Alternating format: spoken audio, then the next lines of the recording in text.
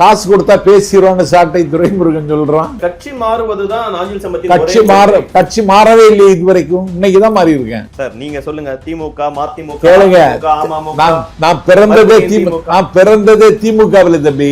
அப்ப அங்கே இருந்திருக்கணும் சார். இருக்க விட நீயே. சரி, அதிமுகவுக்கு போயிட்டீங்க, போயிட்டேன். அங்கே இருக்கலாம்ல.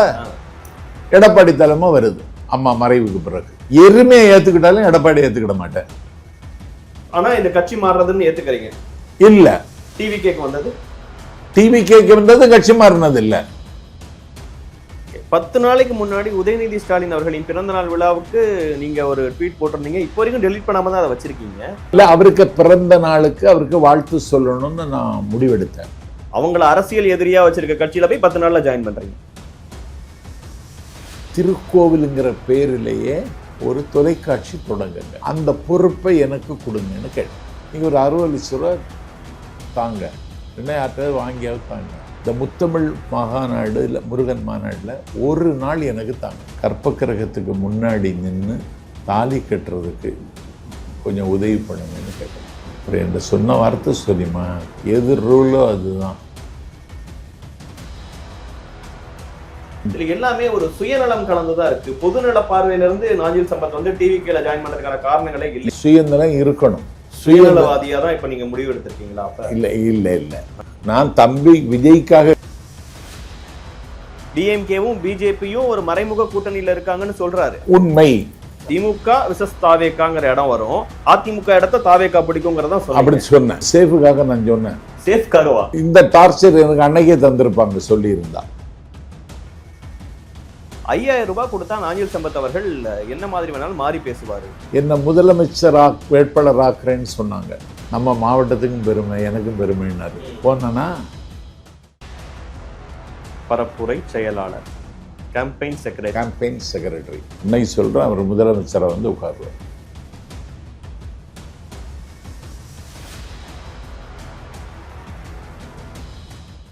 அறுவை சிகிச்சையில் குணம் இது ஆயுட்கால நிவாரணம். டாக்டர் ஸ்ரீவர்மாஸ். வணக்கம். சிறப்பு நேர்காணலில் இன்று நாம் சந்திக்க இருப்பது தமிழக வெற்றிக் கழகத்தின் பரப்புரை செயலாளர், தாவேக்காவில் புதிதாக தன்னை இணைத்துக் கொண்ட திருமிகு நாஞ்சில் சம்பத் அவர்களைத்தான். சார் வணக்கம். சார் வணக்கம் நபி. வாழ்த்துக்கள். புதிய கட்சியில இணைஞ்சதுக்கும் புதிய பொறுப்புக்கும் வாழ்த்துக்கள். எவ்வளவு மகிழ்ச்சியா இருக்கீங்க? நல்ல மகிழ்ச்சி. என்ன திடீர்னு இப்படி ஒரு முடிவு? இனி ஒரு எவ்வளோ நாள் இருப்பேன் எனக்கு தெரியாது. கொஞ்ச நாள் பேசி, பெரியார் அண்ணா பற்றி பேசி, தீர்ந்து போகாத திராவிட இயக்க லட்சியங்களை, திசைகளின் தசைகளை பீக்கிற சந்தத்தில் பேசி விடைபெற வேண்டும் தான் கருதுறேன். நான் திமுகவில் எதையும் எதிர்பார்க்கல. அதுதான் திமுகவில் நான் சேரலை. சேர்ந்தால் என்ன செய்வாங்க, கும்மிடிப்பூண்டி தொகுதி பொறுப்பாளர்னு கும்மிடிப்பூண்டிக்கு அனுப்பிடுவாங்க. எனக்கு அதெல்லாம் ஒத்து வராது. அதனால் கொஞ்சம் சுதந்திரமாக இருக்கணும்னு நினச்சேன். இப்போ உங்கள்கிட்ட பேட்டி நான் தரணுன்னாலும் அவங்கள்ட்ட கேட்கணும், அதெல்லாம் எனக்கு ஒத்து வராது. அதனால சேரலை. நான் ஒரு தமிழ்நாட்டினுடைய A1 ஆரேட்டர் அப்படிங்கிற இடத்துக்கு இல்லை. ஆமாம், நான் இடத்துக்கு வந்துட்டேன். அதில் அந்த திமுக யாருக்கு இல்லாமல் என் மேலே பெரிய ஜெலசி இருக்கு. உங்க மேலே பொறாமப்படுறாங்க? ஆமாம், ஜெலசி இருக்கு. இல்லைன்னா வேற அழுக்காறு, இதுக்கு பேர் அழுக்காறு. நான் அண்ணா சுபவீர பாண்டியன் ஒரு பொதுக்கூட்டத்தில் என்னை பற்றி பேசுகிறார். நான் பெரிதும் மதிக்கிறவர், அவரிடத்திலிருந்து கற்றுக்கொள்ளவும் பெற்றுக்கொள்ளவும் எனக்கு நிறைய இருக்கிறது என்று நம்புகிற ஒரு அறிவார்ந்த தளத்தில் இயங்குகிற அவரே ஒரு பொதுக்கூட்டத்தில் என்ன பேசுகிறாருன்னா, இது என்னது? இது நான் கலந்து கொண்ட பொதுக்கூட்டத்தில் பேச வந்த கரு பழனியப்பன் என் வெண்ணை வச்சுட்டு இவர் எங்கே இருக்காருன்னு யாருக்கு தெரியும் அப்படின்னு கேட்குறான். இல்லை, அதற்கு முன்னாடி நீங்கள் வேறு சில மேடைகளில் பேசினது, வேறு சில மேடைகளில் வேறு சிலருக்கு ஆதரவாக பேசினதுனால மறுபடியும் திமுக ஆதரவு கூட்டத்தில் பங்கேற்க வரும்போது ஒரு சந்தேகம் வந்துருச்சுன்னு தானே அவருடைய சந்தேகத்தை தானே எழுப்பணும். அது சொல்லக்கூடாது இல்லை? சபை நாகரிகம்னு ஒன்று இல்லையா? நீங்களும் அதை ரசித்து தானே கேட்டீங்க. நான் அதுதான் என் குணம். சப்ஜெக்ட் மட்டும் பேசிட்டு நான் வந்துட்டேன். இல்ல அது உங்களை காயப்படுத்தி இருந்ததுன்னா காயப்படாம எப்படி அவங்களுக்கு அதுக்கு பேசணும், அதை எப்படி தெரியப்படுத்தணுங்கிற வித்தையை அறிந்தவர் நீங்க. மறுபடியும் அதே மைக்க பிடிச்சி அதை எப்படி டீல் பண்ணுங்கிற வித்தையை அறிஞ்சவர் நீங்க. அது சொன்னா நான் எல்லை மீறிடுவேன். ஓகே. நானே என்ன கட்டுப்படுத்த முடியாம ஆயிடுவேன். வந்துட்டேன். பிறகு டிசம்பர் 1, 2, 3 இந்த 3 நாட்கள் பயங்கரமான டார்ச்சர் ஃபோன்லேயே. யாருன்னு தெரியல. விஜய்க்கு போறியா, விஜய்கிட்ட போறியா, அவன் ஜெயிச்சிருவானா அப்படின்னு கேட்குறான். அவங்க நான் உங்கள்கிட்ட சொன்னேன், நான் உங்கள்கிட்டங்கிறேன், அவன் ஒருமையில் சொல்கிறான். இன்னொருத்தன் சொல்கிறான், உலகத் தமிழர்களின் தலைவன் உதய் ஞாபகத்தில் வச்சுக்கோ. சரி ஒத்துக்கிறேன்ப்பா, எனக்கு ஒன்றும் ஆட்சேபனை இல்லைன்னு. இப்படி 2-3 நாளாக ஒரு ஃபோன் அனாமதேய கால்கள். யார் நம்பர் ஒன்று எனக்கு நான் பொதுவாக யாருக்க நம்பரையும் நான் பதிவு பண்ணுறதெல்லாம் இல்லை. சரி அப்படின்ட்டு 4ஆம் தேதி என்ன ஆதவ அர்ஜுனா, தலைவர் உங்களை ரொம்ப லைக் பண்ணுறாரு. அவர் ஃபோனில் வராரு. ஆமாம், ரொம்ப லைக் பண்ணுறாரு. உங்களை நாளைக்கு சந்திக்க முடியுமான்னு கேட்குறாரு. நான் என்ன எதிர்பாராத முத்தம் போல் இருக்க அப்படின்னு வரேன் அப்படின்னு சொல்லிட்டு கிளம்பிட்டேன். இப்படி கட்டி பிடிச்சார் என்ன. உங்களை பார்த்தோன்னே, நான் உங்கள் ஃபேன் தெரியுமா உங்களுக்கு அப்படின்னாரு. சொன்னதானே தெரியும் அப்படின்னா. இல்லை, நான் உங்கள் ஃபேன். நீங்கள் சும்மா சந்திக்கிற எண்ணத்தோட போனீங்களா இல்லை கட்சியில் இணைத்துக் கொள்ள சேர்றதுக்குன்னு நான் போனேன். ஆதவ அர்ஜுனா அவங்கள்ட்ட பேசும்போது கட்சியில் இணைங்கன்னு சொல்லி கேட்டாங்க. இணைஞ்சிடுறீங்களான்னு கேட்டார். வில்லிங்காக இருக்கீங்களான்னு கேட்டார். ஆமான்ட்டேன். அந்த ஆமா எப்படி வந்ததுன்னு கேட்குறேன். தொடர்ந்து திராவிட இயக்க கருத்துக்களை பேசிட்டு இருக்கீங்க, திமுக மேடைகளில் பேசுறீங்க. அதை விட தீவிரமாக இங்கே பேசலாம் திராவிட இயக்க கருத்துக்களை. அதில் சரின்னா அப்புறம் ஒரு 40 நிமிஷம் போல பேசி 40 நிமிடம் விஜய் உங்கள்கிட்ட அவர், நீங்களும் அவர் மட்டும் இருந்தீங்க? இல்லை, ஆதவ அர்ஜுனாவும் ஜான் ஆரோக்கியமும் இருந்தோம். Okay okay. இல்லை, எனக்கு ஒரு தம்பின்னு கூப்பிடுவா தலைவன்னு கூப்பிடுவான்னு தெரியல. தம்பின்னே கூப்பிடுங்கண்ணா அப்படின்னாரு. ஓ, நீங்கள் கேட்குறீங்க அதை விஜய் அவர்கள்ட்ட? ஓகே. அப்போ தான் ஆதவ அர்ஜுனா இவர் ஜான் ஆரோக்கியம் மேடையில் அது வேணாம், நம்ம ஒரு எமர்ஜாகி வர்ற ஒரு ஃபோர்ஸு, ஒரு லீடர் தலைவர்னே சொல்ல, நான் இதில் ஒன்று எனக்கு ஒன்றும் ஆட்சேபனை இல்லை சொல்கிறேன்னு சொன்னேன். அந்த வசீகரமான குரல் அவரோட விஜய் அவர்களின் வாய்ஸ் நீங்கள் வெளியே இருந்தும் கேட்டிருப்பீங்களா அந்த வாய்ஸ்? இல்லை, ஏன் குரல் வசீகரம்னு எல்லாரும் சொல்லுவாங்க. உன் குரலில் தான் நீ உயிர் வாழ்கிறம்பாங்க. உன் குரலில் தான் எல்லாரையும் கட்டி போடுதுவாங்கன்னா, என் குரலை விட வித்தியாசமான குரல், ஆனால் வசீகரமான குரல். ஓகே. நேரம் தாவேக்கா உன்னுடைய பரப்புரை செயலாளர், கேம்பெயின் செக்ரட்டரி இதெல்லாம் நீங்கள் கேட்டிங்களா? இல்லை, அவர் என்ன வேணும்னு கேட்டாங்க. உரையாற்றி கொண்டிருக்கிற பொழுதே உயிர் பிரிய வேண்டும் என்பது என் லட்சியம். எஸ், நம்ம உங்களுடைய வாழ்க்கையே ஒரு பதிவு பண்ணோம், அதிலே நீங்கள் இதான் குறிப்பிட்டிருந்தீங்க. மேடையே பாட ஏறுகிறவரை மேடையில் இருக்கணும். இன்னொன்று, எல்லாருக்கும் பேச்சு தொழில். எனக்கும் பேச்சு தொழில் தான். எனக்கு தொழில் கவிதை. இமைப்பொழுதும் சோராதிருத்தல். நான் பாரதி. இமைப்பொழுதும் சோராதிருத்தல் தொழில் பேச்சு எனக்கு. ஆனால் யாரும் எட்ட முடியாத உயரத்தை இதில் இந்த துறையில் எட்டணுங்கிறது தான் என்னுடைய இளமை காலத்திலேருந்தே கனவு. அதனால் இது சார்ந்து ஏதாவது இருந்தால் கொடுங்க தம்பி, இல்லைன்னாலும் ஒன்றும் இல்லைன்னு சொன்னேன். அப்படின்னு சொல்லி, ஏன்னா அங்கே ஏற்கனவே அருண்ராஜ்னு ஒரு கொள்கை பரப்பு பொதுச் செயலாளர் இருக்கார். அப்படி இருக்காரு. நான் சொன்னேன், யாரையும் எனக்காக டிஸ்டர்ப் பண்ணிடாதீங்க, பார்த்துக்கலாம், ஷேப் எடுத்துடலாம் அப்படின்னு சொல்லிட்டு பிறகு இப்படி பண்ணேன். எனக்கு ரொம்ப சந்தோஷம் அது. இல்லை, பொதுவாக விஜய் அவர்கள் நிறைய பேச மாட்டாரு, ஒரு வார்த்தையில தான் பதில் சொல்லுவார். அவர் நிறைய யாருக்கிட்டையும் அதிகமான வார்த்தைகளையே உதிக்க மாட்டாருன்னா சொன்னாங்க. உங்கள்கிட்ட 40 நிமிஷம் பேசினார் சொன்னீங்க. அவர் எப்படி பேசினார்? எல்லாம் கேட்டார். உங்கள் வீடியோலாம் நான் பார்த்துட்ருக்கேன். அந்த மக்கள் மன்றத்தில் பேசுனது ரொம்ப பிரமாதம், ஒரு அவமுறை போயிடுச்சு அப்படின்னு சொன்னார். பிறகு நான் அந்த மக்கள் மன்றத்தில் கூட்டம் தம்பிக்கு தான் வருது. வேற உள்ள கட்சிகள்லாம் கூட்டம் சேர்க்க ரொம்ப கஷ்டப்படுறோம், நாங்கள் ரொம்ப கஷ்டப்படுறோம். 6 மணிக்கு அழைச்சிட்டு வந்துடுறோம், 6 மணிக்கு வந்துடுறான் கேட்க, 8 மணிக்கு கூட்டம் முடிஞ்சிருது, அதுக்கப்புறம் உட்காந்துருக்கான்.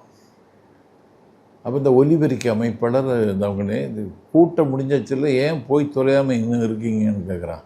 அடுத்த கூட்டத்துக்கு எங்களை தான் புக் பண்ணியிருக்கேன்னு சொன்னதெல்லாம் ரொம்ப ரசித்தாரான். ரொம்ப ரசித்தேன் அப்படின்னாரு. இதே பாணியில் பேசினா நல்லா தான் இருக்குது. நீங்கள் ஏன்னா தொடர்ந்து தமிழக அரசியல்ல கொள்கை ரீதியாக சில விஷயங்களையும் விட்டு கொடுக்காம பயணிக்கணும்னு நினைக்கிறவர். அப்படி இருக்கும்போது தாவேக்கால கொள்கையில சமரசம் பண்ணிக்கிறாங்க, அப்படி நிறைய விமர்சனங்களை கொள்கை சார்ந்து வைக்கும்போது அது குறித்தெல்லாம் விவாதிச்சிங்களா? அதுக்கெல்லாம் என்ன பதில் சொன்னார்? அதெல்லாம் ஒன்றும் விவாதிக்கலை. இந்த மதுரை திருப்பரங்குன்றம் பிரச்சனையில் அவர் ஒன்றுமே சொல்லலைன்னு அன்னைக்கு கேட்டாங்க. அதுவும் நல்லதுதான்னு சொன்னாங்க. இந்த மௌனம் அலையை விட கனமானது. ஏன்னா அது ஒரு சென்சிட்டிவ் பிரச்சனை. அதில் யாருக்கு ஆதரவாகவும் எதிராகவும் சொல்ல வேணாம். ஒரு 40 நிமிஷத்துல ஓரளவுக்கு நீங்க கணிக்கக்கூடியவர் அவருடைய, ஏன்னா பல லீடர்ஸ் கூட பக்கத்துல இருந்து பார்த்தவங்க நீங்க அப்படின்னா, அப்புறம் யாரையும் ஒருமையாக பேச வேண்டாம்னார். அப்படி சொன்னார். ஓகே, ஏன்னா நான் தான் சகட்டு மணி அடிச்சுருவேன், ஒருமையில் யாரையும் பேச வேண்டாம் அப்படின்னாரு. சரி தம்பி அப்படின்னு. உங்களுக்கு திருப்தியா இருந்தது அந்த சந்திப்பு? திருப்தி. ஏன்னா அப்படி கட்டி பிடிச்சது மட்டும் இல்லை, இப்படி சொன்னது போது நான் உங்கள் ஃபேனுன்னு சொன்னோன்னே நான் என்னமோ எனக்கு ஏதோ யூனிவர்சிட்டியில் டாக்டரேட் வாங்கி அந்த பட்டம் பெறுறது மாதிரி ஒரு, ஏன்னா அவர் சொல்ல வேண்டிய அவசியம் இல்லை. ஏன்னா அமீர் கானை விட அதிக ரசிகர்களை வைத்திருக்கிறார். கேரளா, கர்நாடகா, தெலுங்கானா, ஆந்திரா, அதை தாண்டி யுனைடெட் அரப் எமிரேட்ஸ், அங்கே பூரா தம்பிக்கு தலைவருக்கு ரசிகர்கள் இருக்காங்க. அவர் ஏன் என்ன நான் உங்கள் ரசிகன்னு சொல்லணும் அப்படின்னா எவ்வளவு பெருந்தன்மையும் எவ்வளவு விசாலமான மனமும் அவருக்கு இருக்குன்னு பார்த்து தான் நான் கொஞ்சம் பெருமிதமாக இருந்துச்சு. தமிழ்நாடு பற்றி விசாலமான ஒரு பார்வை இருக்குன்னு நினச்சிங்களா அவருக்கு? இருக்கு. இதெல்லாம் எப்படி கணிச்சிங்க அவர்கிட்ட பேசின நேரங்களில்? எந்தெந்த வார்த்தைகள் எல்லாம் நான் இதெல்லாம் தெரிஞ்சுக்கிட்டேன், அவருக்கு இப்படி ஒரு பார்வை இருக்கு, தமிழ்நாடு பற்றின இப்படி ஒரு அக்கறை இருக்கு அப்படின்னு? இல்லை, அதுக்கு ஒரு முக்கிய காரணம் தம்பி, அவர் பெரியாரை முன்னிறுத்துறாரு பாருங்க கொள்கை தலைவராக. அதுதான் பெரிய அதிசயம். ஏன்னா பெரியாரை காயப்படுத்தணும்னு இப்போ ஒரு கூட்டம் இங்கே வேலை செய்துட்டு, பெரியாரை அழுக்காக்கணும்னு சொல்லி ஒரு தான் அலையிறான். பெரியாருக்கு காவிச்சாயம் பூசுகிறான், பெரியாருக்கு கையில் காவி கொடியை கொடுக்குறான், பெரியார் தமிழுக்கு என்ன செய்தார்னு கேட்குறான். இப்படி பெரியாரை இந்த நாட்டில் பெருமைப்படுத்த வேண்டிய தமிழ்நாட்டில் சிறுமைப்படுத்துவதற்கு ஒரு கூட்டம் திட்டமிட்டு வேலை செய்கிறது. அதற்கு அதிகாரத்தின் துணையும் அவர்களுக்கு கிடைக்கிறது, டெல்லி அதிகாரத்தின் துணை. இன்னைக்கு பெரியாரை முன்னிறுத்துகிறார். அதில் தான் நான் அந்த தம்பி அங்கீகரித்தான். இல்லை, அதெல்லாம் டிஸ்கஷன்ஸில் பேசுனீங்களான்னு கேட்குறேன் 40 நிமிஷத்தில். ஆமாம், ஓகே. ரெண்டாவது டாக்டர் அம்பேத்கர் வாழ்க்கையை படித்தா கண்ணீர் வந்துடும். காமராஜரை கொண்டு போய் வழிகாட்டும் தலைவரில் வச்சுட்டார். காமராஜரையும் பெரியாரையும் ஒரே புள்ளியில் இணைத்தார் பாருங்க. விஜய் பெரிய ராஜதந்திரி என்பது அதில் நிரூபிச்சிடுறார். அதில் என்ன சொல்ல வர்றாருன்னா, ஒரு அப்பழுக்கற்ற ஆட்காட்டி விரல் நீட்டி குற்றம் சாட்ட முடியாத நிர்வாகத்தை தந்தவர் காமராஜர். குடும்பத்தை முன்னிலைப்படுத்தாமல் ஒரு அற வாழ்க்கை வாழ்ந்தவர் காமராஜர். இல்லை, ஆனால் இப்படி கொள்கை தலைவர்களா இவங்களெல்லாம் வைக்கிறாரு அப்படிலாம் புரிஞ்சுக்க முடியுது. ஆனால் ஒவ்வொரு கட்சியை சார்ந்தவங்க வந்து ஜாயின் பண்ணும்போது திடீர்னு செங்கோட்டையன் அவர்கள் வந்து இணையும் போது ஜெயலலிதா அவர்களின் புகைப்படத்தை பேக்கெட்ல வச்சுக்கிறாங்க, புரட்சி தலைவியின் ஜெயலலிதா அவர்களை குறிப்பிடுறாங்க, அவங்களுடைய நினைவிடத்திற்கு போய் மரியாதை செலுத்துறாங்க. திடீர்னு பார்த்தா கொள்கை தலைவர்களை தாண்டி அண்ணா போட்டோவை தன்னுடைய கேம்பெயின்ல வச்சுக்கிறாங்க, எம்ஜிஆர் மாடல்ங்கிறாங்க. எல்லாமே ஒரு மாதிரி குழம்பி எல்லா தலைவர்களையும் உள்நோக்கி ஆதவர்ஜுனா பேசும்போது கலைஞர் இருந்த வரைக்கும் கூட ஓகே அப்படிங்கிற ஒரு விஷயத்தை இல்ல அதாவது சிம்பாலிக்கா சொல்றாங்க. ஆட்சி மாற்றம் தான் அவருடைய லட்சியம். இப்போ நிலத்திமிங்கலங்கள், பண்ணை பிரபுக்கள், ஆலை அரசர்கள், லைசன்ஸ்காரர்கள் இருந்த கட்சி காங்கிரஸ். அந்த கட்சி அண்ணா 67 மாத்துறாரு. 1977 எம்ஜிஆர் அந்த ஆட்சியை மாத்துறாரு. சிம்பாலிக்கா எம்ஜிஆரையும் அண்ணாவையும் வச்சுக்கிட்டார். அதுக்கு பெரிய வரவேற்பு வந்தது மட்டும் இல்லை, அதிமுகவினுடைய வாக்கு வங்கியிலே பெரிய சரிவு ஏற்பட்டு விட்டது. விஜய் பக்கம் திரும்பிட்டான் அதிமுக தொண்டை. அவர் சொல்ற மாதிரி டிஎம்கே vs டிவிகே ஃபைட் தானா? ஆமா, அதை சொன்னதுதான் இவங்களுக்கு என் மேல ஆத்திரம். நான் தான் முதல்ல சொன்னேன், தாவேகாவுக்கும் திமுகவுக்கும் தான் போட்டி.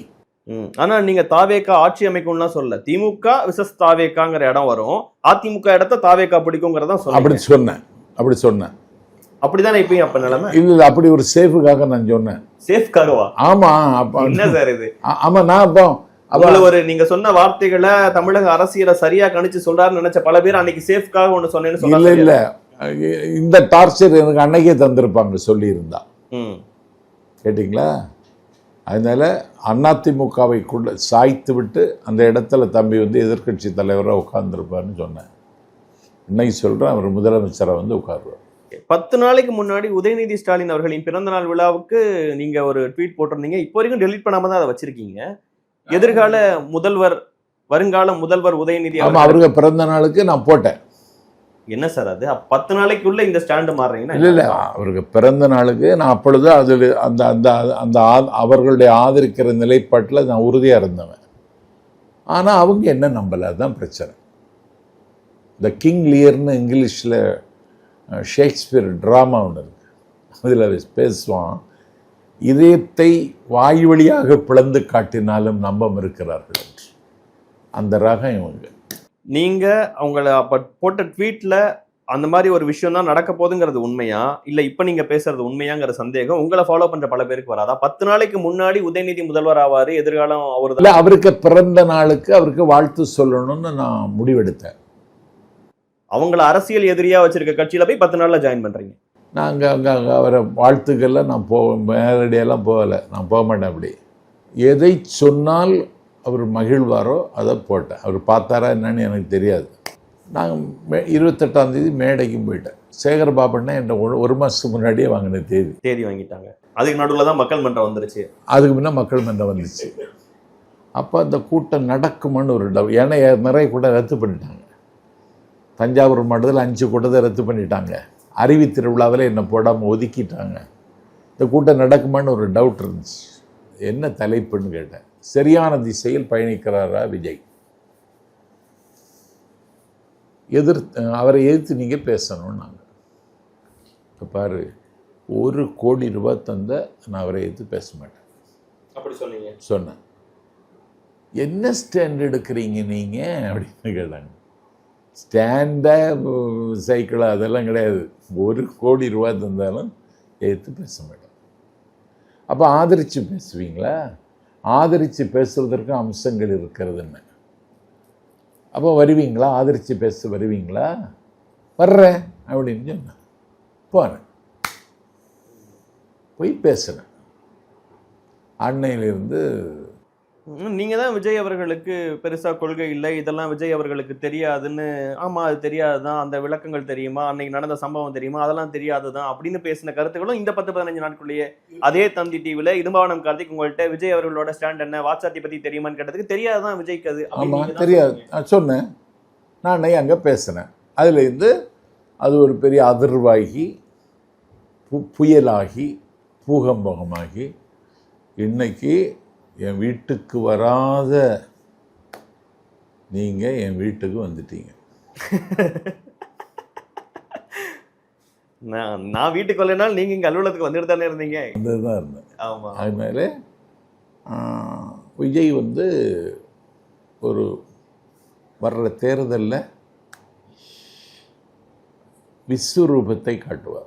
நீங்க ஏதோ ஒரு சில காரணங்கள்னால அப்படின்னு குறிப்பிடுறீங்க. இப்போ பல பேரும் அந்த அறிவு திருவிழாக்கு அழைச்சிருந்தா இந்த 4 மேடைகளை அவருக்கு கேன்சல் பண்ணாம கொடுத்திருந்தா இப்படி மாறி இருக்கவே மாட்டாரு அப்படிங்கிற ஒரு பார்வை வைக்கிறாங்க. அழைச்சிருந்தா உங்களை புறந்தள்ளாம இருந்திருந்தா நீங்க மாறாம இருந்திருப்பீங்களா? ஏதாவது ஒரு கோரிக்கை மனு கொடுத்தா நிறைவேற்றி தரமாட்டாங்க. நான் என்ன கேட்டுருவேன்? ஒன்றும் கேட்க மாட்டேன். என் மகன் எம்டி முடிச்சிட்டான். நான் பெரிதும் மதிக்கிற பண்பாளர் அமைச்சர் சேகர்பாபு. அறநிலையத்துறை அமைச்சர் ஆன உடனே நான் அவர்கிட்ட சொன்னேன், இந்த ஃபஸ்ட்டு பட்ஜெட்டு அதில் அறநிலையத்துறை மானிய கோரிக்கை வரும் பொழுது இந்த பேச்சு அவருக்கு நான் தயார் பண்ணி கொடுக்கறதுக்கு அவருக்கு ஐடியா கொடுத்த பொழுது, நீங்கள் தான் பேச்சு தயார் பண்ணி கொடுத்தேன் இல்லை ஐடியா கொடுத்த பொழுது ஒன்று சேர்த்துக்கிடுங்க, அறநிலையத்துறையின் சார்பில் ஒரு இதழ் வருகிறது. அந்த இதழுக்கு பேர் திருக்கோவில். எந்த கடையிலையும் கிடைக்காது. நாம் பெரிதும் மதித்த பேராசிரியர் முருகவேல் அதில் ஆசிரியராக இருந்த காலத்திலேருந்து நான் அதை படிக்கிறவன். இந்த திருக்கோவில் இதழ் யாருக்கும் கிடைக்காது. நீங்கள் ஒன்று செய்யலாம், இது ஒரு டிஜிட்டல் உலகம். அந்த திருக்கோவிலுங்கிற பேரிலேயே ஒரு தொலைக்காட்சி தொடங்குங்க. எல்லா கோவில் நிகழ்ச்சிகளையும் அதில் காமிங்க. உங்களுக்கு பிடிச்சவங்களை வச்சு அதில் பேச வைங்க. சமய சொற்பொழிவு நடந்துக்கிட்டே தான் இருக்கு அப்படின்னு சொன்ன ஒன்று தொடங்குங்க. அந்த பொறுப்பை எனக்கு கொடுங்கன்னு கேட்டேன். முதலமைச்சர்கிட்ட பேசிட்டு எனக்கு அது செய்தாங்கன்னு கேட்டேன். நான் அப்படியே ஒதுங்கிடணும்னு நினச்சேன். ஆன்மீகம் அந்த விஷயங்கள் எனக்கு பிடிச்ச வேலை, அது எனக்கு பிடிச்ச வேலை, மனசுக்கு பிடிச்ச வேலை. கண்டுக்கவே இல்லை. முத்தமிழ் முருகன் மகாநாடு 3 நாள் நடத்தினார். நான் யார்கிட்டையும் வாய்ப்பு கேட்க மாட்டேன் தம்பி, அவர்கிட்ட கேட்டேன், உரிமையோடு கேட்டேன். இந்த முத்தமிழ் மகாநாடு இல்லை முருகன் மாநாட்டில் ஒரு நாள் எனக்கு தாங்க, ஒரு நாள் நிகழ்ச்சியை ஏன் பொறுப்பில் விடுங்கன்னு. இல்லைன்னா ஒரு பட்டிமன்றம் எனக்கு தாங்க. அதுவும் முடியாதுன்னா ஒரு தலைப்பில் பேசுறதுக்கு எனக்கு வாய்ப்பு தாங்கன்னு கேட்டேன். தரவே இல்லை. என்னுடைய தம்பின்னா உடன் பிறந்த தம்பி இல்லை, அதை காட்டிலும் உரிமை உள்ள தம்பி. எனக்கு பசிக்குன்னா அவன் தாங்க மாட்டான். இந்த வீட்டுக்கு நான் வந்தேன், 90,000 ரூபா கட்டணும் அட்வான்ஸ். என்கிட்ட ரூபா இல்லை. யார்கிட்டையும் ஒரு ஆள்கிட்ட வாங்கி கட்டிட்டேன். உங்களை மாதிரி இந்த உட்காந்து பேட்டி கேட்க வர்றீங்க. இந்த பக்கம் ஒரு பெட்ரூம், அந்த பக்கம் ஒரு பெட்ரூம். அப்பா வீடு ஒன்று வாங்கிட்டீங்களாம்மா அப்படின்னு என் மகளும் பேரனும் வரேன்னு சொல்கிறாங்க. ஏசி வேணுமே, அவங்க வீட்டில் ஏசி வச்சுருக்காங்க. 2 ஏசி எங்கேயாவது வாங்க முடியுமா அப்படின்னு அந்த தம்பிகிட்ட கேட்குறேன். வாங்க முடியுமான்னு தான் கேட்டேன். இஎம்ஐயில் இந்த மாதந்தோறும் கட்டிடலான்னு சொல்லி தான் கேட்டேன்.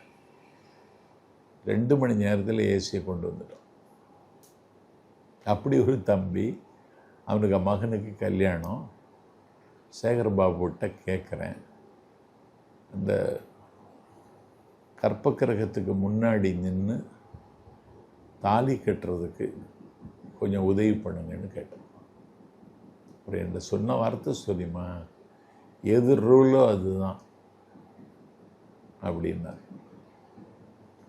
அன்னைக்கு நான் அழுதுட்டேன். சரியா இருந்திருக்காருன்னு புரிஞ்சுக்க கூடாதா? இல்லை நான் எனக்கு தம்பிகிட்ட என்ன பதில் சொல்ல முடியும் நாகராஜன்ட? இவனுக்கு இவ்வளவுதான் செல்வாக்கு நம்ம நினைச்சிருவானா?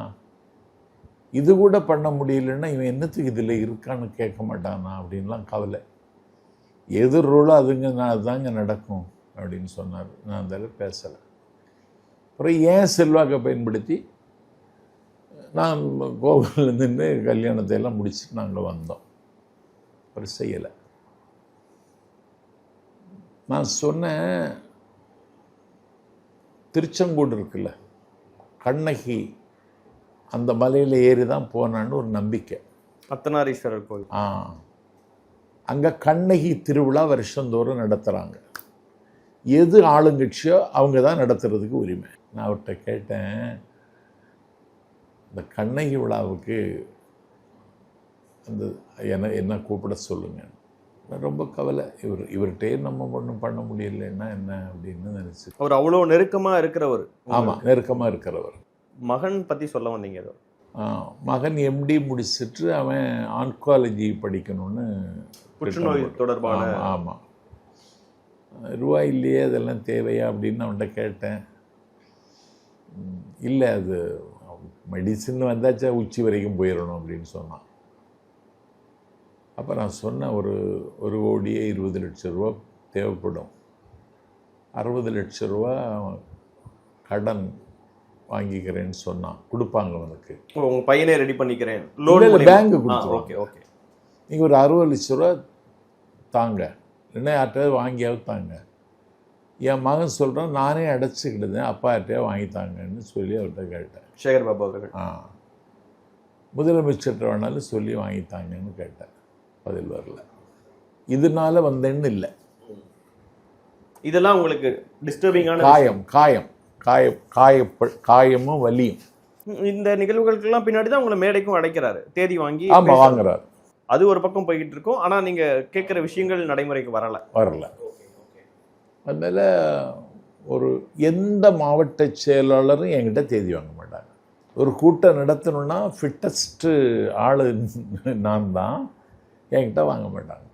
இல்லை, அவங்க வேறு சில காரணங்களை யூஸ் பண்ணி இப்போ யங்ஸ்டர்ஸ்ட்டை பேசுகிறதுக்கு இளைஞர்களை கூப்பிடணும்னு நினச்சி அப்படி ஏதாவது காரணங்களால் இருக்கலாம். நீங்கள் எல்லாத்தையும் ஏன் பர்சனலி எடுத்துக்கிறீங்க? இல்லை, அப்படின்னாலும் நான் தான் அதுக்கு ஃபிட்டு. ஜென்சிக்கு ஃபிட்டான ஒரே ஆரேட்டர் நான் தான். என்ன மாடு சார், இதை நீங்கள் தெரியப்படுத்த வேண்டியதானே? நீங்கள் உதயநிதி ஸ்டாலின் அவர்களை கூட சந்திக்கணும்னு நினச்சா சந்திக்க முடியும். ஸ்டாலின் அண்ணனுக்கு ஒரு லெட்டர் எழுதி கொடுக்குறேன். கலைஞர் பிறந்த நாள் ஒரு கூட்டம் தான் பேசியிருக்கேன், ஜூனில். அதுக்கப்புறம் கூட்டமே இல்லை. தேர்தல் காலம் நெருங்குகிறது, பிரச்சாரத்தை தீவிரப்படுத்த வேண்டும். அந்த கடமையை செய்வதற்கு நான் தயாராக இருக்கிறேன், எனக்கு வாய்ப்பு தாருங்கள்னு அண்ணன் ஒரு லெட்டர் கொண்டு கொடுத்தேன். பதில் இல்லை. உங்களை மாதிரி வலைத்தளத்தில் பேட்டி எடுக்க வந்தவங்ககிட்ட நமக்கு நாம என்ன, ஜெயலலிதா முதலமைச்சராக இருக்கும் பொழுது இவர் போனார், நடைபயணம் போனார். ஆமாம், நாள் இவர் பயணத்தை முடித்த உடன் அவ்வை சண்முகம் சாலையில் இருந்து அதிமுக அலுவலகத்திலேருந்து எனக்கு ஃபோன். ஒன்றும் இல்லை, அம்மா ஒரு உத்தரவு போட்டிருக்காங்க. என்ன? ஸ்டாலின் எந்த இடத்துல பேசுகிறாரோ அதே இடத்துல அடுத்த நாள் நீங்கள் பேசணும். நான் இதை பெரிய வாய்ப்பாக்குறதுனே. நான் ஸ்டாலினுக்கு ஈக்குவலான ஆள் கிடையாது. அந்த வாய்ப்பை அவங்க எனக்கு கொடுத்தாங்க. என் வாழ்க்கையில் தித்திப்பான நாட்கள் அந்த நாட்கள். ஏன்னா ஸ்டாலினை கவுண்டர் பண்ணுற கூட நான் பேசுகிறேன். அப்படி இருந்துச்சு எல்லா நிகழ்ச்சியும். ரொம்ப பாராட்டினாங்க. ஸோ ஒரு பேச்சாளனுக்கு வாய்ப்புகள், மேடைகள் தான் ரொம்ப முக்கியம். அது மறுக்கப்படும் போது ஒரு வலி, வலி பயங்கரமாக வரும். அது அவங்க தந்தாங்க எனக்கு. மேபி கட்சிக்காரனா இல்லை இன்னும் கட்சியில் இணைச்சிக்கலைங்கிறனால தவிர்த்தாங்களா? கட்சியில் இணைஞ்ச தர்றதையும் தர மாட்டாங்க. ஏன்னா எல்லா பேச்சாளரும் பட்டி கிடக்கான். அப்போ அவங்க என்ன, ஜெயலலிதா பிரமாதப்படுத்திட்டீங்க சம்பத், வாழ்த்துக்கள் அப்படின்னாங்க. இதையும் வலைத்தளத்தில் சொல்லி இந்த வாய்ப்பை எனக்கு அண்ணன் தரலாம், ஸ்டாலின் அண்ணன், இவர் எடப்பாடி போகிற இடத்துக்கு, சீமான் போகிற இடத்துக்கு எல்லாம் என்ன அனுப்பலாம், நான் அதை அழகாக அதை பண்ணி கொடுப்பேன்னு சொல்லி, அப்படியாவது தரமாட்டாரா அப்படின்னு உங்கள்கிட்ட சொல்லுற மாதிரி அதுவும் கண்டுக்கிடலை. இனி ஒன்று, புத்தக திருவிழாவுக்கு என்ன கூப்பிடுறதில்ல. எனக்கு அது ஆசை. புத்தக திருவிழாவில் ஒரு சப்ஜெக்ட் பேசணும், கூப்பிட மாட்டாங்க. நான் முதல்வன் திட்டத்துக்கு கல்லூரியில் பேசணும். யாரையெல்லாம் கூப்பிடுறாங்கன்னு அவங்க பேரையெல்லாம் சொல்ல விரும்பலை, என்ன கூப்பிடுறதில்ல. எல்லாத்துலேருந்து நம்மளை நிராகரிக்கிறாங்களேன்னு நீண்ட நாளாக ஒரு கவலையில் இருக்கு. சரி 2006 முடியட்டும், அது ஒரு பார்த்துக்கலாம். 2026 முடிஞ்சோடனே இந்த முடிஞ்சோடனே எலெக்ஷன்ல டிஎம்கே தான் ஜெயிக்கணும், பிஜேபி வரக்கூடாது, அதனால நான் ஆதரிக்கிறேங்கிறதையும் சொல்லுவாங்க. ஆமாம், நான் 2026 முடியட்டும், நமக்கு ஒரு வாழ்க்கையை நம்ம தேர்ந்தெடுக்கலாம் அப்படின்னு மனசுக்குள்ள ஒரு பிளானும் போட்டு வச்சுருந்தேன். என்ன பிளான்னா வாசிப்பு இயக்கம். அதை காலச்சுவடு கண்ணன்ட்டே நான் சொன்னேன். இன்னொரு கட்சியெல்லாம் அவங்க பிளான் இல்லை. அப்போ பிளான் இல்லை. காலச்சுவடு கண்ணன் பேசினேன். ஒரு பிளான் வச்சுருக்கேன். ஒரு மாலை 5 மணிக்கு எம்ஜிஆர் நகரில் நின்று, எந்த விளம்பரமே கிடையாது, ஒன்றை மாதிரி ஒரு தம்பியை பயன்படுத்தி 100 பேருக்கு வாட்ஸ்அப்பில் தகவல் கொடுத்து வாசிக்கிறது, வாசித்து அவனை கேட்க வைக்கிறது. 5 மணிக்கு எம்ஜிஆர் நகரை முடிச்சுட்டு 6:30 மணிக்கு கேகே நகர் வந்துடுது. 6:30 மணி கேகே நகர் முடிச்சுட்டு 7:30 மணிக்கு அசோக நகர் வந்துடுது. இப்படி ஒரு பிளான் வச்சுருந்தேன். ஒருவேளை இந்த வாய்ப்புகளை எல்லாம் கொடுத்துருந்தாங்கன்னா, மேடைகள்லாம் கொடுத்துருந்தாங்கன்னா சார், அப்படி ஒரு யோசனையே வராதில்லை தம்பி. சரியா கவனிச்சுக்கிறாங்க. யோசனையே வராதில்லை. நன்றி ரொம்ப முக்கியம் இல்லை. நான் எப்போது நன்றி உணர்ச்சியோடு இருப்பேன். இப்போ நான் கடுமையாக திமுக விமர்சிக்கிறேன்ல, வீரபாண்டியாரை நான் ஒரு நாள் கூட விமர்சிக்கலை. ஏன்னா என்னை வீட்டில் கூப்பிட்டு சாப்பாடு தருவார். எந்த வீட்டில் போய் சாப்பிட்றேனோ அவர்கிட்ட நான் பகிச்சுக்கிடவே மாட்டேன். இப்போ என்ன விமர்சனம் வைக்கிறாங்கன்னா, தாவேக்கால உங்களை போன்று பேசக்கூடிய பேச்சாளர்கள் இல்லை. இப்போ நீங்கள் போய் அங்கே ஜாயின் பண்ணும்போது நிறைய மேடைகள் கிடைக்கும், நிறைய பேசுவதற்கான வாய்ப்புகள் கிடைக்கும். அப்படி மேடைக்காக பேசுவதற்கான வாய்ப்பு கிடைக்குங்கிறதுக்காக நாஞ்சில் சம்பத் அங்கே போகிறாரு. அதுவும் சரி தானே. கொள்கையா விஜயை ஈர்த்து அந்த மாதிரி போறதெல்லாம் தாண்டி அங்க வாய்ப்புகள் இங்க நிறைய பேர் இருக்காங்க பேசுறதுக்கு, மேடைகள் கிடைக்காது. விஜய்கிட்ட கொள்கையெல்லாம் இருக்கு, அதெல்லாம் வர்ற நாள்ல தெரிஞ்சிடும். சரி, நீங்க இவ்வளவு விஷயங்கள் சொல்றத பாக்குற பார்வையாளர்கள், பொதுமக்கள் பாயிண்ட் ஆஃப் வியூல இருந்து கேட்கிறேன், தவறா நினைச்சுக்க வேணாம். இதுல எல்லாமே ஒரு சுயநலம் கலந்துதான் இருக்கு. பொதுநல பார்வையில இருந்து நாஞ்சில் சம்பத் வந்து டிவிகேல ஜாயின் பண்ணதுக்கான காரணங்களே இல்லை. எவன் சுயநலமாக இருக்கிறானோ அவன் அவனுடைய வாழ்க்கை அக்கறையோடு இருக்கிறான்னு அர்த்தம். கேட்டீங்களா? சுயநலம் இருக்கணும். சுயநலவாதியா தான் இப்ப நீங்க முடிவு எடுத்திருக்கீங்களா? அப்ப இல்லை இல்லை இல்லை, நான் தம்பி விஜய்க்காக எடுத்த முடிவு. நீங்க இப்ப இவ்வளவு காரணங்கள் அடுக்கும் போது, இங்க ஆட்சி சரியா நடக்கல, இவங்க வந்து சமரசம் பண்ணிக்கிட்டாங்க, இல்ல வந்து ஊழல் நிறைய நடக்குது, இந்த காரணங்கள்னால நான் வந்து வேற ஒரு கட்சியை ஆதரிக்கணும்னு நினைச்சேன் அப்படிங்கிற விஷயத்த ஒரு இடத்துல கூட சொல்லல. இவ்வளவு நேரம் எனக்கு மேடை கிடைக்கல, இல்ல என்ன வந்து என்னுடைய கோரிக்கைகள் சில வச்சேன், அதை நடைமுறைப்படுத்தல, எனக்கான சரியா எப்படி என்னைய கௌரவிக்கணுமோ அவங்க அப்படி நடத்தல, அப்படிங்க பொருளாதார ரீதியில சப்போர்ட் பண்ணல, இந்த காரணங்களை தானே சொல்றீங்க. வேற என்ன சொல்லணும் இது பாக்குறீங்க? ஆட்சியை பற்றியா? பொதுநல காரணங்களே இல்லையே நீங்க சொல்ற விஷயங்கள்ல. திமுக ஆதரவு நிலைப்பாட்டுல இருந்து தாவேக்கால இணையறதுக்கு பொதுநல சார்ந்து இந்த காரணங்கள் பொதுநல சார்ந்து இருக்கு. அதை நான் இப்ப இனி வர்ற மேடையில சொல்லுவேன், இனி வரும் என்ன சொல்லுவேன் இருக்கு. ஆனா பொதுநல இருக்கு, நிறைய இருக்கு. பிரதானமா ஆனா இந்த காரணங்கள் தான். மேடை காரணம் நிறைய இருக்கு தம்பி. நான் இப்போ அடையார் வரைக்கும் போயிட்டு வந்தேன், அடையாருக்கு போனேன், போயிட்டு இங்கே வர்றேன், வாடகை காரில் வர்றேன், காசி தேட்டர்கிட்ட வண்டி வந்துட்டுருக்கு. அந்த தம்பி ஓட்டுநர், இந்த கடை 24 மணி நேரமும் இயங்குங்கிறான். எந்த கடை? டாஸ்மாக். எத்தனை மணி நேரம்? 24 மணி நேரம் இந்த கடை இயங்கும்னு ஒரு வாடகை கார் ஓட்டுகிற என் மேலே வாஞ்சையுள்ள ஒரு தம்பி அந்த கடையை சுற்றி. 4 வருஷமாவும் நீங்க அப்படித்தானே போயிருப்பீங்க, பார்த்துருப்பீங்க, உங்களுக்கு தெரியாததா? இன்னைக்கு நடந்ததை சொல்றேன், இன்னைக்கு நடந்ததை சொல்றேன். இதை நாளைக்கு நான் பேச போறேன், அது வேற. டிஎம்கேவும் பிஜேபியும் ஒரு மறைமுக கூட்டணியில இருக்காங்கன்னு சொல்றாரு. உண்மை சார். நீங்க தான் சார் பாஜகவை எதிர்க்கணும்னா நம்ம திமுக ஆதரிச்சு ஆகணும்னு போன வாரம் அதெல்லாம் கிடையாது. பிஜேபிக்கும் திமுகவுக்கும் அண்டர்ஸ்டாண்ட் இருக்கு, அதையும் சொல்ல போறேன். நீ என்ன அடிப்படை சார்? போன வாரம் வரைக்கும் உங்களை நம்பலாங்களே சார், நீங்க சொன்னதை நம்பி ஓட்டு போட்டிருப்பாங்களே சார். கேளுங்க, அதனாலதான் இவங்க என்ன கூப்பிடலையான்னு தெரியாது எனக்கு. நீங்க பாஜக எதிர்ப்பத்தி அதனாலதான் என்ன கூப்பிடலையான்னு எனக்கு தெரியாது. நான் பிஜேபியை கிழிச்சு தொங்க விடுறேன் வேணாம்.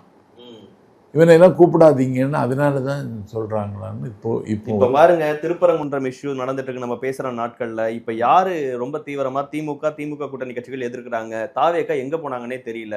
யாரு பாஜக ஆதரிக்கிறாங்க, யாரு பாஜக மறைமுகமா ஆதரிக்கிறாங்க. திருப்பரங்குன்றம் பிரச்சனைய தம்பி விஜய் பேசாதது அவருக்கு நல்லது. அவருக்கு நல்லது, மக்களுக்கு இல்ல அதுல என்ன இருக்குன்னா, அதுல ஒரு கொடூரமான அரசியல் இருக்கு. இந்த பிரச்சனைக்கு காரணமே திமுக தான். அதுவும் இனிமேல் சொல்ல போறேன். எந்த அடிப்படையில காரணம் திமுக என்னன்னா, காலம் இதே மதுரையில கேளுங்க, அறுபடை வீடுகள் திருவிழா அந்த விஷயம் பேட்டி எடுத்தேன். ரொம்ப காரசாரமா திமுக காலமாக சிக்கந்தர் மலையின் உச்சியில் இருக்கிற தர்காவில் இஸ்லாமியர்கள் தொழுது கொண்டிருந்தார்கள். இன்னைக்கு தொழ முடியாது. தொழலாம் இல்ல, அது உங்களுக்கு தெரியல. பாத்தீங்களா, இதான் நான் போனேன் திருப்பரங்குன்றம். நீங்க போனீங்க, அது நீங்க போனது தெரியும். இப்போது தொழ முடியாது. ஆடு கோழி வெட்ட தான் தடை இருக்கு. ஆடு கோழி வெட்டவும் தடை போட்டாங்க. தொழுவதற்கு உரிமை இல்லை. இப்போ சார், அப்ப எதிர்த்து பேசணும்ல அத விஜய், நீங்க சொல்றீங்கல்ல, தெரியப்படுத்தணும்ல விஜய். அதை கேட்க சொல்றேன், உங்களுக்கு உரிமை இல்லை. யார் செய்தது? இந்த ஆணை யார் போட்டது? நீங்க சிறுபான்மை மக்களின் பாதுகாவலன்னா அதை விஜய் பேசணும் இல்லைன்னு கேட்குறேன். பேசுவார், பேச வேண்டிய நேரத்தில் பேசுவார். ஓகே சார், ரொம்ப வெளிப்படையாகவே சில விஷயங்களை கேட்கலாம்னு நினைக்கிறேன். சில நாம் தமிழர், குறிப்பாக நாம் தமிழர் கட்சியை சேர்ந்தவங்க, அது கட்சியெல்லாம் கிடையாது.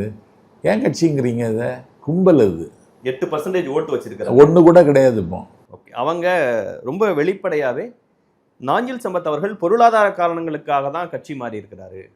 இன்னும் சொல்லணும்னா, அங்கே சாட்டை துரைமுருகன் அந்த கட்சியில் பொறுப்பில் இருக்கிறவர் இன்னைக்கு ஒரு வீடியோ போட்டிருக்காரு. 5000 ரூபாய் கொடுத்தா நாஞ்சில் சம்பத் அவர்கள் என்ன மாதிரி வேணாலும் மாறி பேசுவார். அப்படி அது ஒரு நாங்கள் பாருங்க, என்ன முதலமைச்சர் வேட்பாளர் ஆக்குறேன்னு சொன்னாங்க. யாரு? பொன் ராதாகிருஷ்ணன். சரி, தமிழக பிஜேபி தலைவராக இருந்து உங்களை முதலமைச்சர் கேண்டிடேட் ஆக்குறேங்க. உங்களை மாதிரி ராமாயணம் வேற யாரும் பேச முடியாது. உங்களை மாதிரி மகாபாரதம் யாரும் பேச முடியாது. முதலமைச்சர் கேண்டிடேட் ஆக்குறேன் சொல்கிறேன். மேலே கொஞ்சம் வாங்கலேன், நம்ம மாவட்டத்துக்கும் பெருமை, எனக்கும் பெருமைன்னாரு. போனாங்க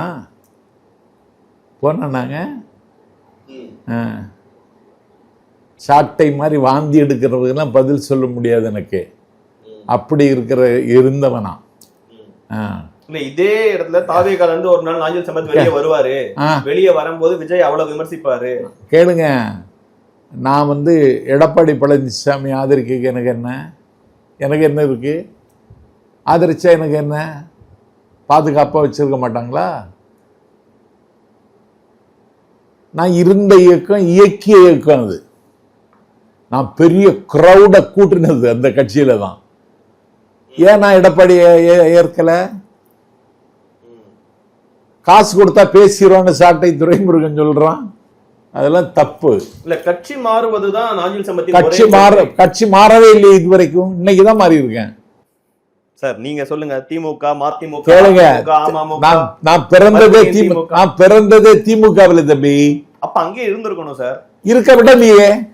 நான் கலகம் செய்துட்டு வெளியே வந்தேன். வெளியே வந்துட்டீங்க. அப்ப திமுக இருந்து கட்சி மாறுன்னு சொல்லக்கூடாது. திமுகவில் இருந்து கலகம் அவங்க வெளியேற்றல, நானா வெளியேறினேன். யாருக்காக? வைகோவுக்காக. காலம் முழுவதும் வைகோவுக்கு அடிமையா இருக்கணும்னு நினைச்சேன். நினைச்சீங்க, ஆனா மாறிட்டீங்களே. கேளுங்க, அவன் என்ன கொலை செய்ய திட்டம்ட்டான். பாதுகாப்பு இல்லாம இருந்தேன். யார் அடைக்கலம் தருவாருங்கிற அளவுக்கு என் நிலைமை மோசமாகுது. அடைக்கலம் தந்தாங்க ஜெயலலிதா. அப்ப அதுக்கு பேர் கட்சி மாறுறது தானே? இல்லையே. சரி, அதிமுகவுக்கு போயிட்டேன். அங்கே இருக்கலாம்ல. எடப்பாடி தலைமை வருது அம்மா மறைவுக்கு பிறகு. எருமையை ஏத்துக்கிட்டாலும் எடப்பாடி ஏத்துக்கிட மாட்டேன். அதனாலதான் கட்சி ஒரு நாஞ்சில் சம்பத் என்கிற ஒரு நட்சத்திர சொற்பொழிவாளன் 6 ஆண்டு காலத்திற்கு மேலாக எந்த கட்சியிலும் சேராமல் ஒரு இயக்கமாக இயங்கினவன். என்ன இந்த பையன் சொல்லலாமா குறை? தினகரன் ஆதரவு நிலைப்பாட்டில் இருந்தேன். தினகரன் தலைவன் ஆக்கணும்னு நினைச்சானா? தலைவன் ஆக்கி இருப்பேன். அவனும் சங்கின்னு பிறகுதான் தெரியும். இப்ப ஆனா இந்த கட்சி மாறுறதுன்னு ஏத்துக்கிறீங்க? இல்ல. டிவி கேக்கு வந்தது டிவிகேக்கு வந்தது கட்சி மாறினது இல்லை, டிவிகே பலப்படுத்துறதுக்காக வந்தேன். உங்க திராவிட கருத்துக்களை கொண்டு போகணுங்க, தீவிரமா கொண்டு போவார் அவரு. ஏன்னா அன்னைக்கு இவரும் ஒரு நாள் டிவிக்கேல இருந்து வெளியேறுவார்னு சொல்றாங்களே, அவங்களுக்கு என்ன பதில் சொல்லணும்னு நினைக்கிறீங்க? யாரு வெளியேறமும் கேளுங்க. அத நான் வெளியேற போறேன்னு இவனா அனுமானிச்சு கற்பனை பண்ணா? சில நாட்களுக்கு முன்பாக திராவிட வெற்றி கழகம் அந்த மேடையிலையும் நீங்க இருந்தீங்க. ஆமா, அவர் வாழ்த்தி பேச போறேன். நான் பாதிக்கப்பட்டதுதான், பாதிக்கப்பட்டவன் அவனும் பாதிக்கப்பட்டவன், பாதிக்கப்பட்டவனும் பாதிக்கப்பட்டவன் ஒண்ணு சேரும். இதுல என்ன தப்பு இருக்கு? கட்சியில இணைவாரன்னு நினைச்சிட்டு இருக்கும் இல்ல, அவரு என்ன கூப்பிடவும் இல்ல, நான் இணைய மாதிரி திட்டமும் இல்ல. அண்ணன் இப்படி போனது வருத்தம்னு அங்க இருக்கக்கூடிய பல பேரும் பேசுறத பார்க்க முடியுது. யாரு? வல்லம் பஷீர் அவர்கள்லாம் அண்ணன் இந்த முடிவுகளை எடுத்தது வருத்தம் அளிக்குது, போனது அவருக்கு வருத்தம் நியாயமானதுதான். நான் திராவிட வெற்றி கழகத்துல போற மாதிரி ஐடியாவும் இல்லை, அவங்களே என்ன கூப்பிடல. பாதிக்கப்பட்டவர் என்ன மாதிரி பாதிக்கப்பட்டவனுக்கு பாதிக்கப்பட்டவன் உதவ போனேன், அவ்வளவுதான், வேற ஒண்ணும் இல்லை. இப்போ உங்களுடைய பரப்புரை செயலாளரா என்ன செய்யணும்னு நீங்க திட்டமிட்டு இருக்கீங்க? விஜய் அவர்கள் கட்சியை எப்படி பலப்படுத்தணும்னு நினைச்சிருக்கீங்க? அது இன்னும் ஒரு வாட்டி தம்பியை சந்திச்சு பேசணும், இல்லைன்னா அங்கே அந்த பொதுச் செயலாளர்கிட்ட பேசணும், செங்கோட்டையன்கிட்ட பேசணும், பேசிட்டு முடிவு பண்ணணும். செங்கோட்டையன் அவர்கள் வரும்போது விஜய் அவர்கள் ஒரு வீடியோ வெளியிட்டாரு. செங்கோட்டையன் அவர்களுக்கு விஜய் அவர்கள் ஒரு பொன்னாடையை போத்தினாரு. ஆனா நாஞ்சில் சம்பத் அவர்கள் வந்தது ஒரு ஈவெண்டாவே தெரியல. நீங்க மறுபடியும் வந்து ட்வீட் போட்டோன்னு தான் எல்லாத்துக்கும் தெரிஞ்சது. அது ஏன் அந்த மாதிரி ஒரு அப்படி ஒன்றும் நான் எதிர்பார்க்கல. செங்கோட்டையனை எதிர்பார்ப்பார். அவருடைய அரசியல் அனுபவம், அவருடைய களப்பணி, அவர் தமிழ்நாட்டில் முத்திரை பதிச்ச ஆள். 1991-96 அம்மாவுக்கு அடுத்த இடத்துல இருந்தவர். அவருக்கு வீட்டில் தரிசனத்துக்கு நின்னவன் தான் எடப்பாடி பழனிசாமி. ஸோ ஒட்டுமொத்தமாக தமிழக அரசியலே தாவேக்கா ஒரு திருப்பமான ஒரு விஷயமா இருக்கும்னு நினைக்கிறீங்களா? அதிமுகவினர் பலரும் வந்து இணைவாங்கன்னு நினைக்கிறீங்களா? 10ஆம் தேதியிலேருந்து இணைஞ்சிருவாங்க. 10ஆம் தேதி அதான் கடைசி பொதுக்குழு. ஆமாம், அதற்கு பிறகு எல்லாம் தாவேக்கா பக்கம் வந்துடுவாங்கன்னு நினைக்கிறேன். வருவாங்க, நிறைய பேர் வருவாங்க. இப்போ உங்களுடைய கனவு என்ன? என்னுடைய கனவா, நான் வந்து ஒரு இந்த ஜென்சி இருக்காங்களே, வெள்ளம் போல் வர்றாங்களே, பொங்கி வருகிற புனல் போல வர்றாங்களே, அவங்களையெல்லாம் ஆற்றுப்படுத்தணும். அவர்களை ஆக்கமான திசைக்கு இட்டு செல்வதற்கு அந்த தம்பிகளை வழிப்படுத்தணும்னு நினைக்கிறேன். அதுக்கான வாய்ப்புகள் எனக்கு கிடைக்கும். தொடர்ந்து இந்த தாவேக்கா கட்சியை வந்து அது கட்சி இல்ல, ஒரு தற்கூரி கூட்டம், அவங்களுக்கு அரசியலே தெரியாது, தற்கூரி மையப்படுத்தப்படாத ஒரு கட்சி. ஆமா, அரசியல் அப்படி சொல்றாங்கல்ல, அதை உடைச்சு நொறுக்க போறேன். தற்கூரி கேள்விக்குறியாக மாறும். டிஎம்கே, பாஜக, நாம் தமிழர் எல்லாரையும் உங்க மேடை பேச்சுகள்ல இனிமே கடும் விமர்சனங்கள் அவங்க செய்யல. தம்பி சொல்லியிருக்காரு யாரையும் ஒருமையில பேசக்கூடாதுன்னு. ஆனா தத்துவ ரீதியாக நான் வேறு வரையும் போய் பயணிப்பேன். வேற ஏதாவது தாவேக்கால இணைஞ்ச பிறகு மக்கள்கிட்ட சொல்லணும்னு நினைக்கிறீங்கன்னா ஒரு நிமிடம் நான் குறுக்கிடாம நீங்க எதுவும் பேசணும்னு நினைக்கிறேன். இல்லை, ஒரு தமிழ்நாட்டில் ஒரு மாற்று அரசியலுக்கான தேவை இருக்கிறது. அந்த இடத்தை இட்டு நிரப்பத்தான் அண்ணன் வைகோ வந்தார். அந்த இடத்தை இட்டு நிரப்பத்தான் கபில் சலம் கரைப்பேமப்பனார் வந்தார். அந்த இடத்தை இட்டு நிரப்பத்தான் கேப்டன் விஜயகாந்த் வந்தார். அந்த இடத்தை இட்டு நிரப்ப முடியும் என்ற நம்பிக்கையோடு தான் சுப்ரீம் ஸ்டார் சரத்குமார் வந்தார். அந்த இடத்தை இட்டு நிரப்பத்தான் சீமான் வந்தார். அவர்களால் முடியாதது என் தம்பி, என் தலைவன் விஜயால் முடிந்திருக்கிறது. இன்னும் சொல்லப்போனால் ஒரே நேரத்தில் 2 அரசு, மத்திய அரசையும் மாநில அரசையும் கொள்கை எதிரி, அரசியல் எதிரி என்று வகைப்படுத்தி அவர் பண்ணுகிற அரசியல் மாதிரி துணிச்சலான அரசியலை நான் இப்போது தான் பார்க்கிறேன். ஆகவே எல்லோரும் தாவேக்காவுக்கு ஆதரவு தாருங்கள். ஒரே ஒரு நிறைவு கேள்வி, எருமை மாட்டை ஏத்துக்கிட்டாலும் ஏத்துக்குவேன், எடப்பாடி பழனிசாமி அவர்களை ஏத்துக்க மாட்டேன்னீங்க. ஆனா தாவேக்கா அதிமுகவோட கூட்டணி போகும் தொடர்ந்து ஒரு ப்ரொபகண்டா போய்கிட்டே இருக்கு. அப்படி போகவே போகாது, அதுக்கு வாய்ப்பே இல்லையே. நடந்தா அது நடக்காது, அப்படி ஒன்றும் நடக்காது. சரி, ஓகே, என்ன நடக்க போகுதுன்னு பொறுத்து வந்து பார்ப்போம் சார். இவ்வளோ நேரம் உங்கள் நேரத்தையும் கருத்துக்களையும் பகிர்ந்து கொண்டதற்கு மிக்க நன்றி. நன்றி.